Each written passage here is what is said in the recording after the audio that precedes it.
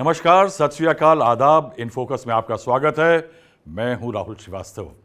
पिछले कुछ दिनों से अखबार, टीवी, डिजिटल की हेडलाइंस में एक अजब रोमांच है, एक्साइटमेंट है। अमेरिका के B-2 stealth bombers, GBU-57 ordnance penetrating bomb, Iran का फर्दो इलाका, लोगों ने नाम सुने ना सुने हो मगर आप सब जानते हैं, और परमाणु बम ट्रेंडिंग लिस्ट में है। ये सब पिछले कुछ दिनों से दुनिया भर में पहला परमाणु हथियार इस्तेमाल करने वाला देश, दुनिया में परमाणु हथियारों के दूसरे सबसे बड़े स्टॉकपाइल पे बैठा देश, ईरान में बम गिराकर परमाणु हथियारों की दौड़ के रास्ते में स्पीड ब्रेकर लगाने का दावा कर रहा है। घोर कलयुग है साहब। मगर आज मामला संगीन है। कुछ समय बिताइए इन फोकस के साथ। आपने एक बात नोट करी होगी कि अप्रैल के आखिर से अब तक ये तीसरा मामला है जब परमाणु हथियार विवाद या धमकी का हिस्सा रहे हैं। नंबर 1, इजराइल ईरान टकराव अभी चल रहा है। मामला ईरान का एटम बम। नॉर्थ कोरिया ने हाल में 10 मिसाइल फायर की। साउथ कोरिया ने कहा एटमी हमले की तैयारी है। और तीसरा, पहलगाम में कायराना आतंकी हमले के बाद जब आया ऑपरेशन सिंदूर, कुल 4 दिन खतरे की घंटियां सिर्फ पाकिस्तान में नहीं बजी। पाकिस्तान ने न्यूक्लियर कार्ड खेला, हमेशा की तरह से। दशकों से पाकिस्तान यही कार्ड जो पाकिस्तान की जो ग्लोबल डिप्लोमेसी का हिस्सा है, ये रही है। उसी के दम पर वो मनमानी करता रहा है, यानी आर्म ट्विस्टिंग जिसे कहते हैं। मगर इस बार दुनिया भर में डिफेंस और स्ट्रैटेजी एक्सपर्ट्स में खलबली थी। हैरान मत होइएगा, ये पाकिस्तान के न्यूक्लियर वेपन कार्ड के चलते नहीं था ज़्यादा, बल्कि हिंदुस्तान के बदले तेवर और भारत के न्यूक्लियर हथियार स्टेटस के चलते हुआ ज़्यादा था। क्या हो रहा है? हमारे सबकॉन्टिनेंट में भारत, चीन और भारत पाकिस्तान का विजिबल एक कॉन्फ्लिक्ट है। भारत चीन, भारत पाकिस्तान सबको दिखता है। एक है साइलेंट कॉन्टेस्ट और वो न्यूक्लियर है। ये आंकड़े देखिए कि किसके पास कितने परमाणु बम हैं।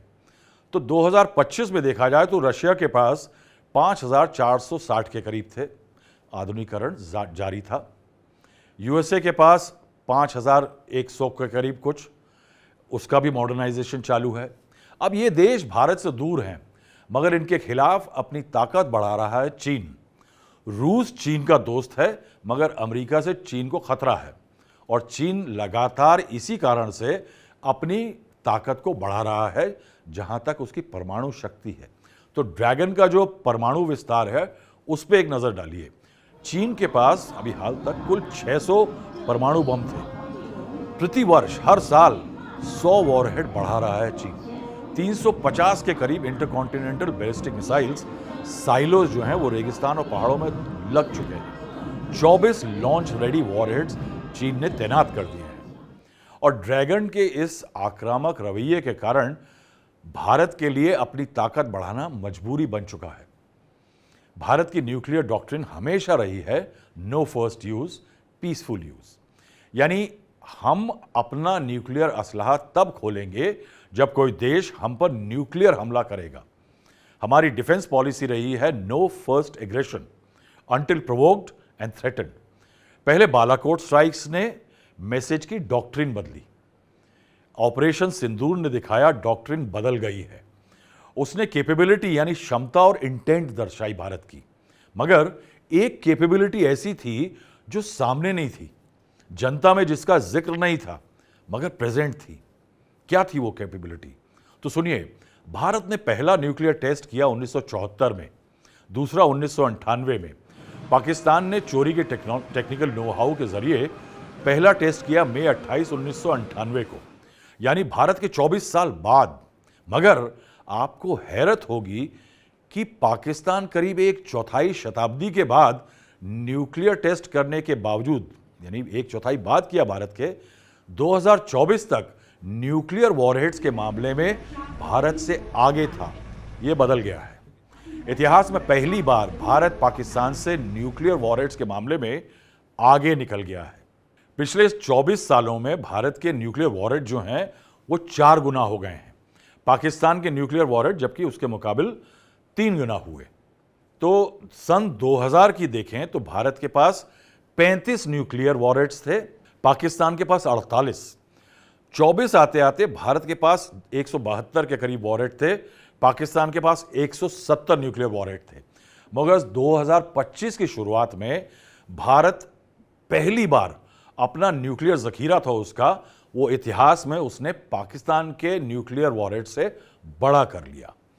पाकिस्तान 1998 से भारत से बड़ा न्यूक्लियर वेपन स्टोर किए हुए था। ये भारत के लिए चेस्ट बीटिंग का इशू नहीं है, मगर ये याद रखिए कि ये एक स्ट्रैटेजी और जियोपॉलिटिकल कंपल्जन के कारण हुआ है। 2024 और 25 के बीच में टिल डेट भारत ने 8 वॉरहेड बढ़ाए हैं। भारत के कुल वॉरहेड अब हो गए हैं 180, यानी पाकिस्तान के 170 के मुकाबले भारत के 180 वॉरहेड हैं न्यूक्लियर।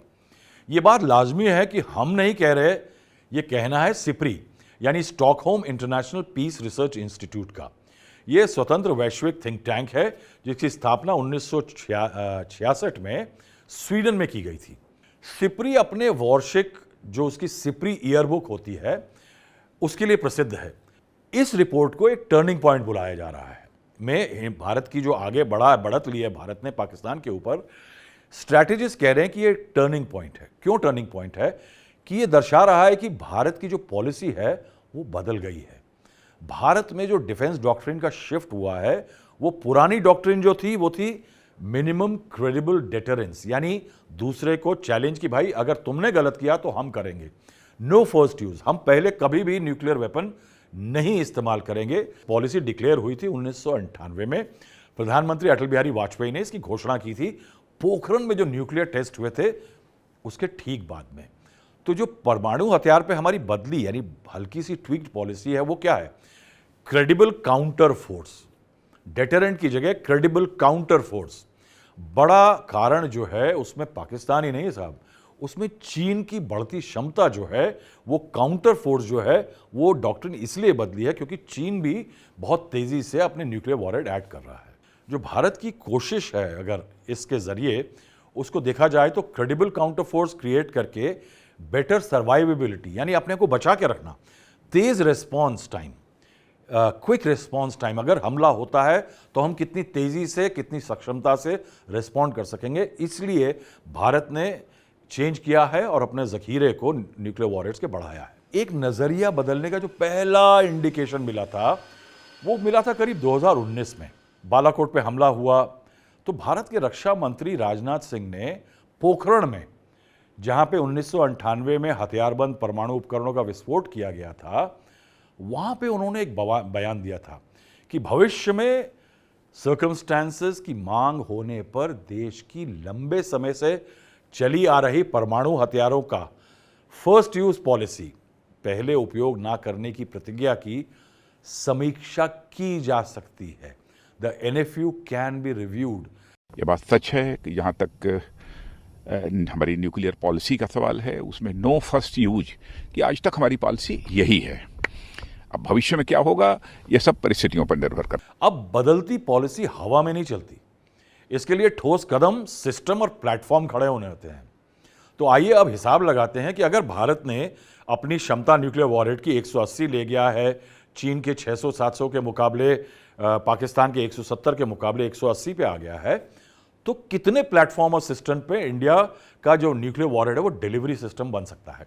तो भारत के पास अलग अलग प्लेटफॉर्म्स हैं। तो 48 तो विमान आधारित परमाणु हथियार हैं, 80 भूमि आधारित हथियार हैं, 16 समुद्र आधारित और 28 अन्य संग्रहित यानी स्टोरेज में हैं वेपन्स हैं, वॉरहेड्स हैं हिंदुस्तान के पास। इसके मुकाबले पाकिस्तान के पास 35 वायु आधारित यानी एयरबॉर्न परमाणु हथियार हैं, 126 भूमि आधारित है, यानी पाकिस्तान की ओवर डिपेंडेंस है लैंड बेस्ड वॉरहेड्स पे, और 8 संग्रहित यानी स्टोर्ड हैं। लेकिन पाकिस्तान के पास समुद्र आधारित कोई परमाणु हथियार अभी नहीं है, जहां तक खुली बात कही जा सकती है। भारत के पास न्यूक्लियर वेपन डिलीवरी के अलग अलग डाइवर्सिफाइड प्लेटफॉर्म जो अगर हम देखें तो लैंड से किस तरह डिलीवरी हो सकती है, एयर से, तो एयर का मामला ले लेते हैं। तो एयर डिलीवरी के मामले में मिराज 2000H है, रेंज है 1850 किलोमीटर पे, करीब 24 वॉरहेड है।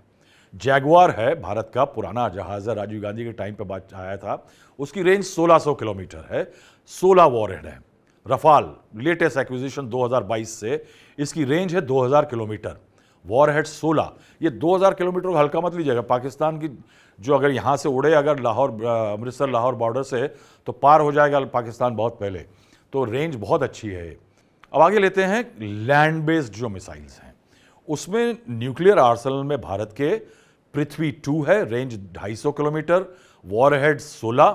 पाकिस्तान के पास उसके मुकाबिल अब्दाली हत्फ 2, रेंज 200, वॉरहेड 16।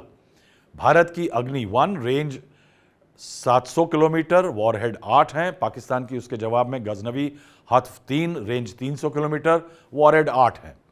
इसके आगे अग्नि 2 आती है, ये लंबी मारक क्षमता की है, इसकी रेंज 2000 किलोमीटर है, वॉरहेड अभी इसके बारे में कोई खुलासा नहीं है, यानी डिप्लॉय नहीं हुई है शायद। पाकिस्तान के पास शाहीन है हत्फ 4, ये इसकी रेंज 900 किलोमीटर है, वॉरहेड्स के बारे में क्लैरिटी नहीं है। भारत की अग्नि 3 रेंज 3200 किलोमीटर, वॉरहेड्स की क्लैरिटी नहीं है। पाकिस्तान की शाहीन 2 यानी हत्फ 6, रेंज 2000 किलोमीटर, वॉरहेड का अगेन पता नहीं है। इसके आगे अग्नि 4 है, रेंज 3500, वॉरहेड का मालूम नहीं। पाकिस्तान की शाहीन 3 है, रेंज 2750 किलोमीटर। भारत की अग्नि 5 है, रेंज 5000 किलोमीटर। इसमें वॉरहेड जो है वो 32 है भारत के पास, एक बहुत लंबी क्षमता की 32 हैं, जो कि आप समझ जाइए कि ये चीन से के लिए काउंटर फोर्स या डेटरेंट ज़्यादा बड़ा है। पाकिस्तान के पास गौरी है मिसाइल, उसकी रेंज 1250 किलोमीटर है, वॉरहेड 32 है। इसके आगे है अग्नि 6, ये सबसे लंबी मारक क्षमता की कह सकते हैं जो भारत के पास स्पेक्ट्रम है, इसकी रेंज 6000 किलोमीटर है, वॉरहेड 16 है। पाकिस्तान के पास नस्र है, रेंज 70 किलोमीटर है, वॉरहेड 16 है, ये छोटी रेंज की है। अग्नि पी जो है ये जो है इसकी रेंज 2000 किलोमीटर है, वॉरहेड्स के बारे में अभी क्लैरिटी नहीं है। पाकिस्तान के पास अबाबील है, इसकी रेंज 2200 किलोमीटर है, वॉरहेड्स क्लैरिटी नहीं है। इसके अलावा पाकिस्तान के पास हत्फ 7 भी है, रेंज 450 किलोमीटर की है, इसमें वॉरहेड्स 12 हैं। बाबर 2 है, रेंज 900 किलोमीटर है, वॉरहेड 1 है। अब भारत का जो परमाणु विस्तार है, इसके स्ट्रेटेजिक रीजंस आपको बता दें कि चाइना, जैसे मैंने बताया कि चाइना विस्तार कर रहा है और चाइना का क्षेत्रफल जो है बहुत बड़ा है।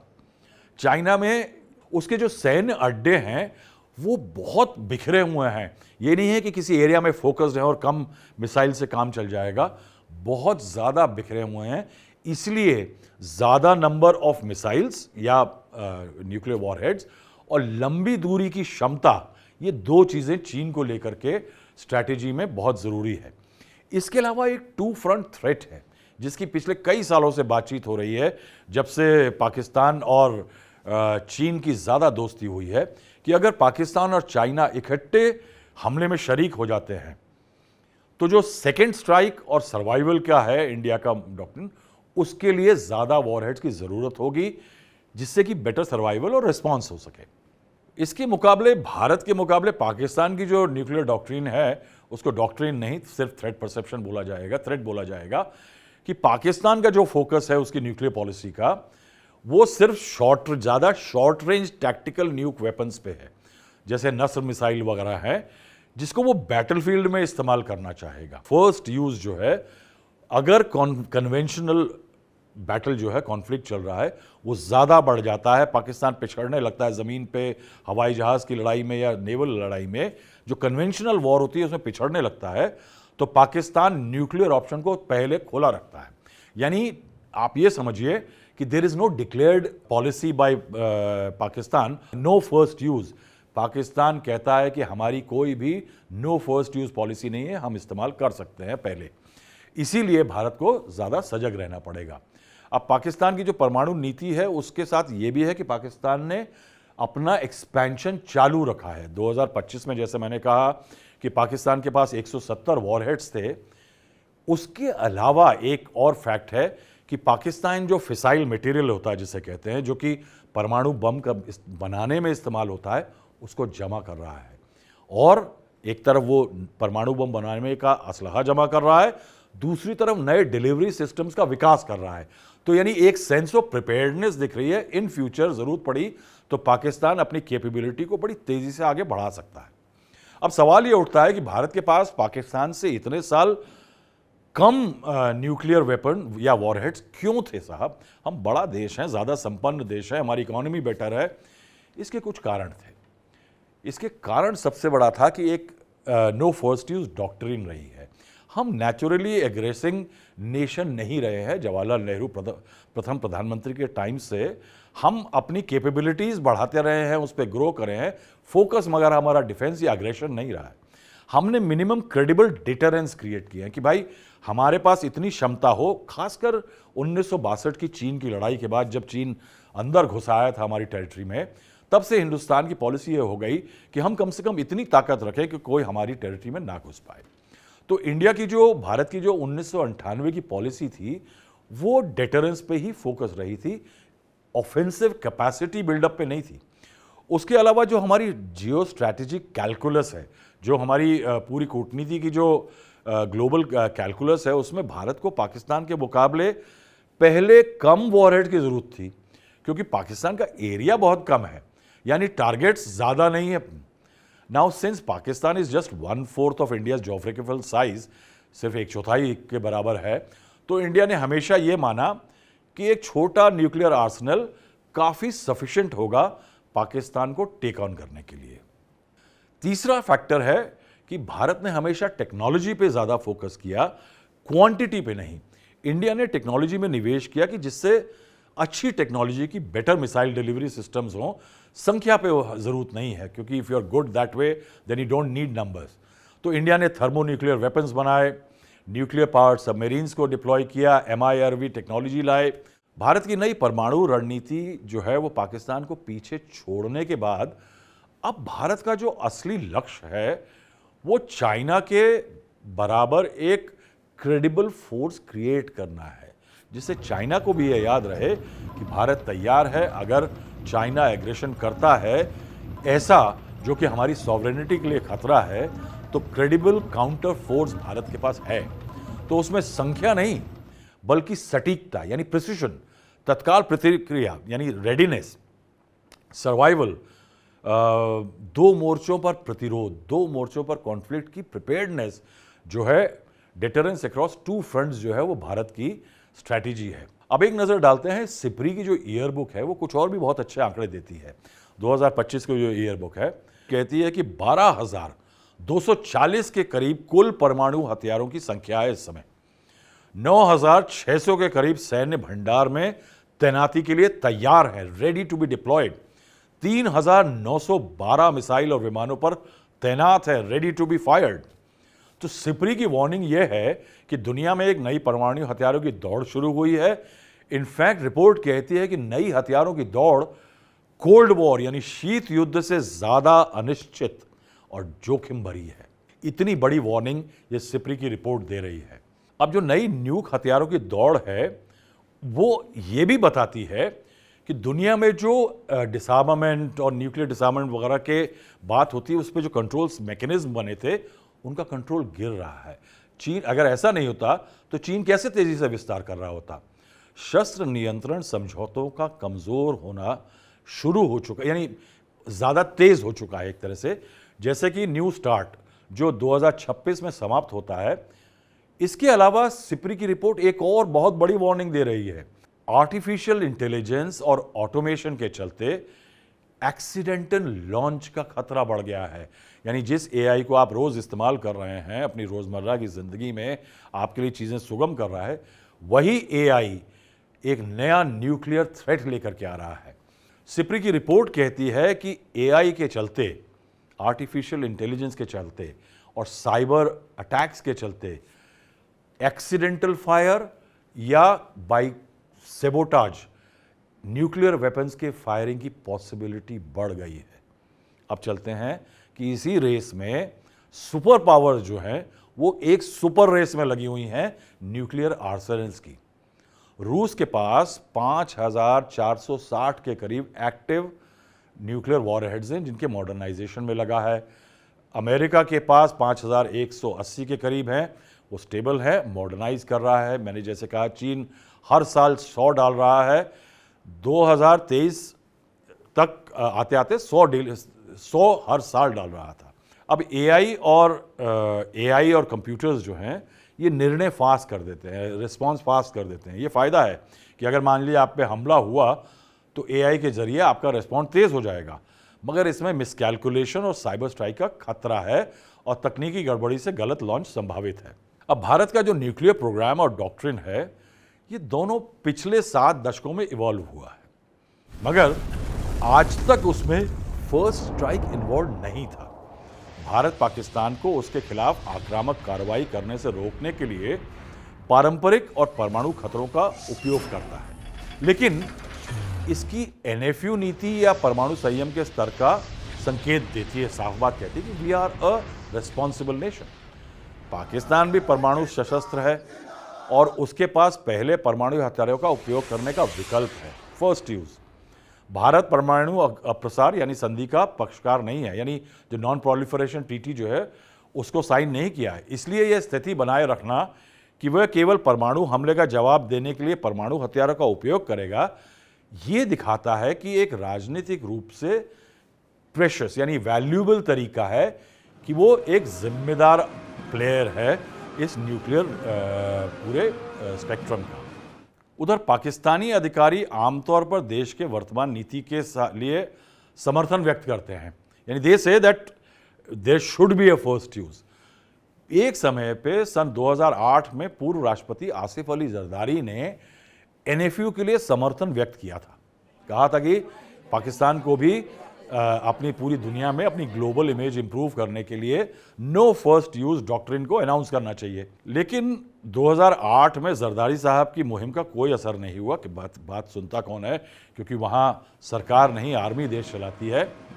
इंटरेस्टिंग चीज़ बताता हूँ आपको कि सन 2014 में जो बीजेपी का मैनिफेस्टो था, जब नरेंद्र मोदी मुख्य चेहरा बने प्रधानमंत्री के, उस समय पे एक सेंस ऑफ एग्रेशन के साथ ये मैनिफेस्टो में मेंशन था कि जो भारत के परमाणु सिद्धांत की जो डॉक्ट्रिन जो है उसकी समीक्षा के लिए की जाएगी। ये बीजेपी के मैनिफेस्टो यानी घोषणा पत्र में ये वादा शामिल किया गया था। The BJP had included reviewing the no first use policy and the doctrine in its 2014 manifesto. तो उसमें क्या लिखा गया था कि भारत के परमाणु सिद्धांत को संशोधित अमेंड करने का वादा, यानी the pledge to do that. लेकिन इस प्रतिज्ञा को पार्टी के 2019 घोषणा पत्र से हटा दिया गया था। There was a rethink, there was a sense of aggression in 2014 and the BJP को लगता था उस समय की एग्रेशन जरूरी है यूपीए सरकार और कांग्रेस को हराना। अब इससे पहले 2003 में भारत के परमाणु सिद्धांत और डॉक्ट्रिन को कोडिफाई किया गया था। भारत के परमाणु हथियारों को विश्वसनीय न्यूनतम निवारक या क्रेडिबल मिनिमम डेटरेंट के रूप में इस्तेमाल करने की प्रतिज्ञा के बाद 2003 का सिद्धांत पहले इस्तेमाल नहीं करने पर जारी रहा। दस्तावेज में क्या कहा गया कि पहले इस्तेमाल न करने की स्थिति में परमाणु हथियारों का इस्तेमाल केवल भारतीय क्षेत्र या कहीं भी भारतीय सेना पर परमाणु हमले के जवाब में किया जाएगा। सिद्धांत में आगे चल करके एक चेतावनी जोड़ी गई, भारत या भारतीय सेना के खिलाफ कहीं भी जैविक या रासायनिक यानी बायोलॉजिकल या केमिकल वेपन से बड़े हमले की स्थिति में भारत परमाणु हथियारों से जवाबी कार्रवाई करने का विकल्प बरकरार रखेगा। The option will be maintained that in case India's forces, defence forces are attacked with chemical और बायोलॉजिकल वेपन्स। यानी पहले था कि न्यूक्लियर वेपन स्ट्राइक के बदले में करेगा, मगर एक चेंज ये आया कि ऑप्शंस ओपन रखेगा इन केस बायोलॉजिकल या केमिकल वेपन इस्तेमाल होते हैं। क्योंकि पाकिस्तानी सरकार ने कभी भी अपने परमाणु शस्त्रागार का जो उसका आर्मरी है उसके आकार का यानी साइज का कितने वॉरहेड हैं सार्वजनिक रूप से खुलासा नहीं किया है, जिससे विशेषज्ञों के लिए या एक्सपर्ट्स के लिए जो न्यूक्लियर पावर्ड देश है, जो उन देशों की तुलना में जो उनका साइज वगैरह है उसका जो एक एस्टिमेशन है, गेस्टिमेशन लगाना मुश्किल हो जाता है। पाकिस्तान अपने परमाणु हथियारों को अपनी मिसाइलों से अलग रखता है। They don't store it at the same place, और केवल तभी उनको इकट्ठा करता है व्हेन इट इज नीडेड, जब उपयोग किया जाना हो। अब Stockholm International Peace Research Institute के अनुसार एक और श्रेणी है जिसे पाकिस्तान घोषित नहीं करता है, जिसे अन्न संग्रहित वॉरहेड्स, स्टोर्ड वॉरहेड्स के रूप में संदर्भित किया जाता है या कैटेगराइज किया जाता है। अब आखिर में आज भारत जिस मुकाम पर खड़ा है अपनी न्यूक्लियर कैपेबिलिटीज़ के मामले में, वो 1-2 साल या 1 दशक में नहीं हुआ है। ये एक एफर्ट रहा है, सतत प्रयास और स्ट्रैटेजिक डिफेंस स्ट्रैटेजीज रही हैं। इसके पीछे जो भारत का न्यूक्लियर इतिहास है in terms of defence and strategy, nuclear power अलग है।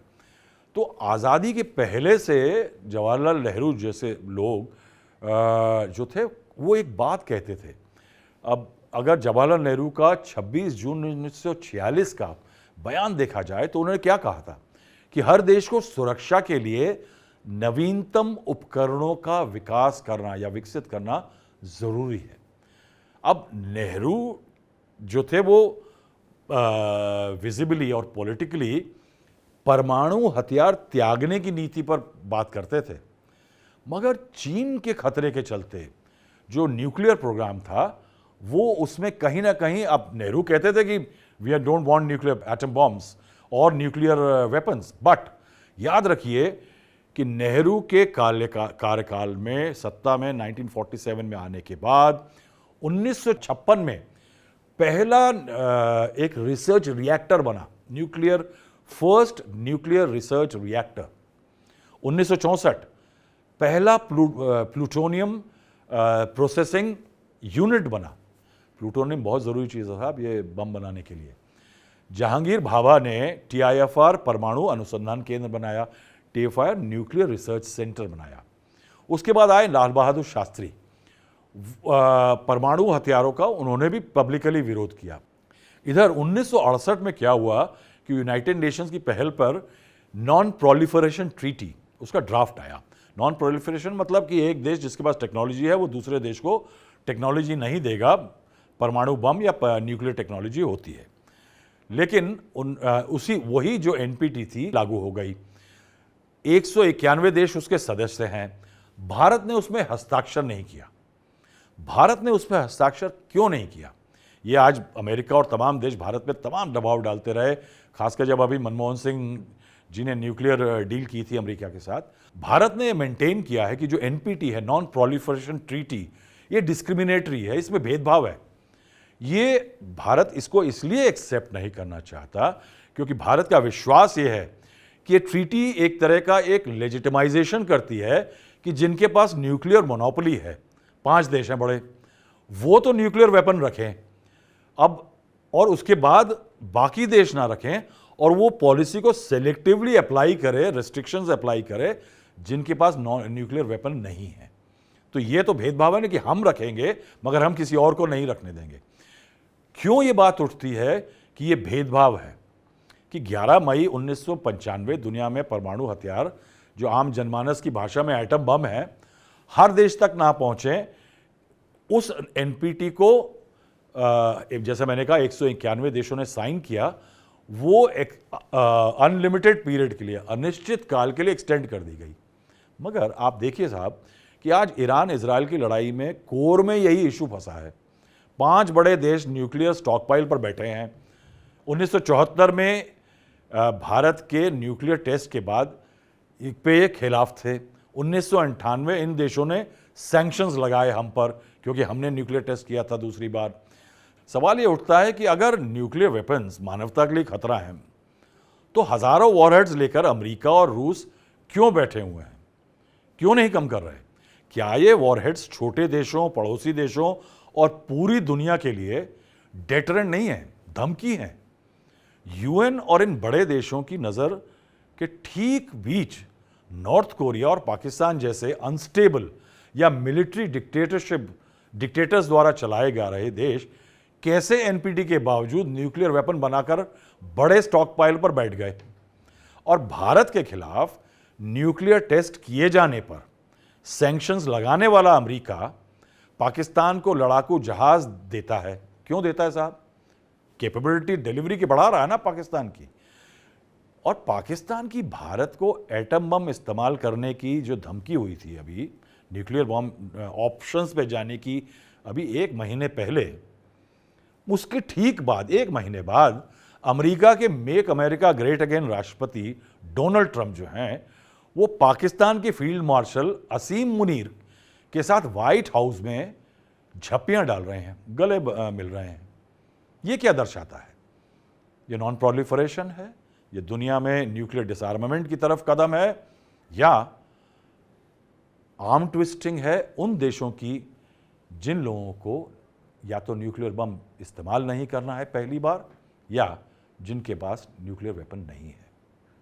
आज के लिए इतना ही। बहुत बहुत शुक्रिया।